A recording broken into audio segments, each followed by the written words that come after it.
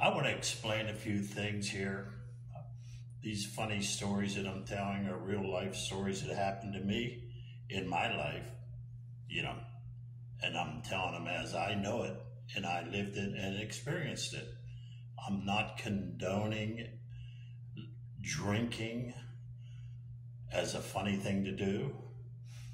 I think that drinking is the most tragic thing that has happened to the American family. I experienced it in my life. I seen the damage done. I was caught up in the damage of alcoholism, and I wanted to mimic the only hero I knew, my dad. And I tried to be like him. And I definitely went down that road and did a lot of the crazy things and the personality dysfunctions that he did. And I asked my dad, why did you like to drink? And he told me he was a little bashful and unsociable, and he thought if he drank, it would loosen him up, and of course it did. But it loosened him up too much to the point that he became obnoxious. But you see that in people. They want something, a relief valve. They don't like what they are, and of course, anybody who doesn't know Christ does not like who they are. So they reach out to these other escapes: alcohol, drugs, sex, materialism, whatever beyond Christ is just a trap, and it sucks you in, and then it owns you, and then you can't get out. It's an addiction, and I'm sure that everybody is much aware of that. But my thing is, I can't hide it. You know, it's a family secret. People say, well, we don't want to talk about it. You know, he was a nice guy. Let's just leave it at that. But I'm saying, let's look at the reality of all this. Let's look at what happened and what is still happening in the families, and is still happening in my family. Thank God me and my little sister both became Christians, and the damage is still being done. So I'm going to tell another little story about what my dad did, and I'm going to go into character. Of course, I changed my voice, you know, because I want to wrap it at least in humor, and sometimes you get a laugh to keep from crying. But here's what happened, a true story what happened.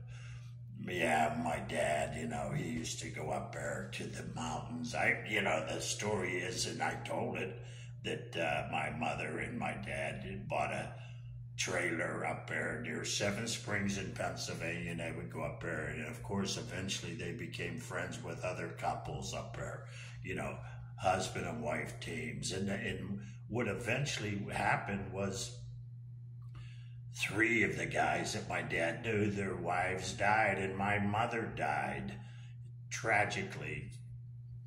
Cancer, which is everybody's experience, and all families are experiencing cancer-related deaths nowadays, it seems to me.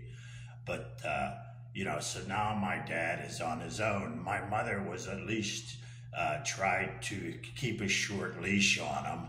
You know, he would hide his liquor, and she would find it, but it was the cat and mouse game that they played. You know, she should have really, I don't want to get into what she should have did, but that's water under the bridge. They're both now passed away, God rest their souls. But so when my mother passed away, my dad now was on his own without my mother keeping a short leash on him. Now he's still going up there to the trailer, but she's not with him. So he's up there with these other guys, and you're wondering, wow, he's a loose cannon up there, you know what I mean?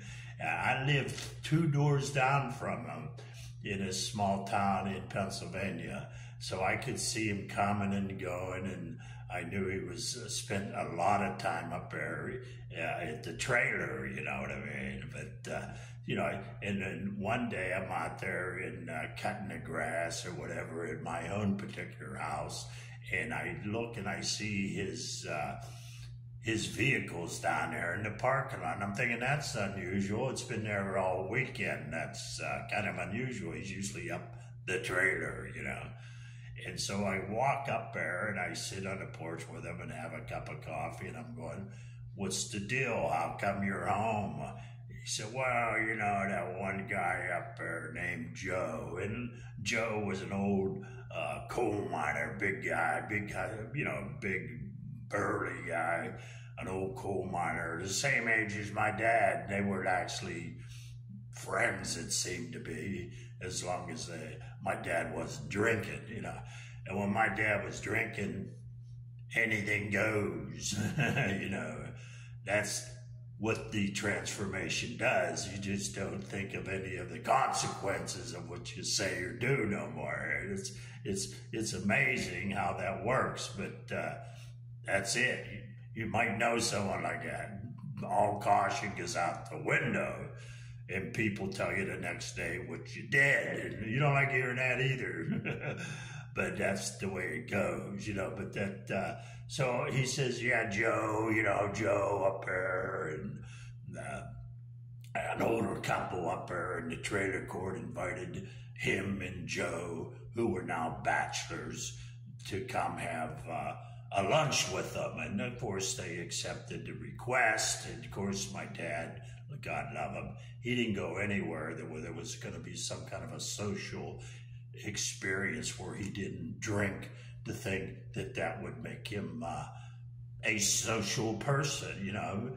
And we all knew that it didn't work, you know. He went overboard. He became, you know, if a little helps, maybe a lot will cure me.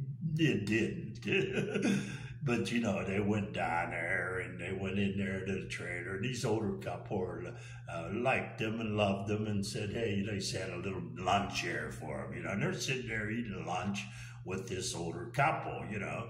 And they go, you guys are really good friends. He's really became good friends. And the coal miner, the guy named Joe, goes, yeah, we're seeing each other. Well, that was the wrong thing to say at this particular event of transformation my dad was in. My dad goes, oh, whoa, whoa, whoa. Wait a minute. We ain't seeing each other. Why you say something like that? And he goes, oh, come on, man. You know, I'm just kidding. He goes, come on, I don't want you saying stuff like that, man. You say we're seeing each dating. All of a sudden, you know, the volcano, all consequences leave. He flipped the table with the food and everything on it, and just stormed out of there. Got in his little vehicle and rode back to his little hometown 2 doors down from me. That's why now he's not up there this weekend. I'm like, dude, when are you ever going to learn this stuff? When are you going to quit doing this? I knew he was past cure because alcohol had taken over his life. And that's a shame that that happens to people. Beautiful person, didn't think he was good enough to be just a normal human being. He had to jazz it up a little bit with a little alcohol, you know, like people jazz it up with a little marijuana, you know, just a little something, you know, just being natural, original, just ain't enough, you know, we got to jazz it up a little bit. Well, you know, eventually he did go up there and make up with these people, but it was just one event right after another. God bless Monday.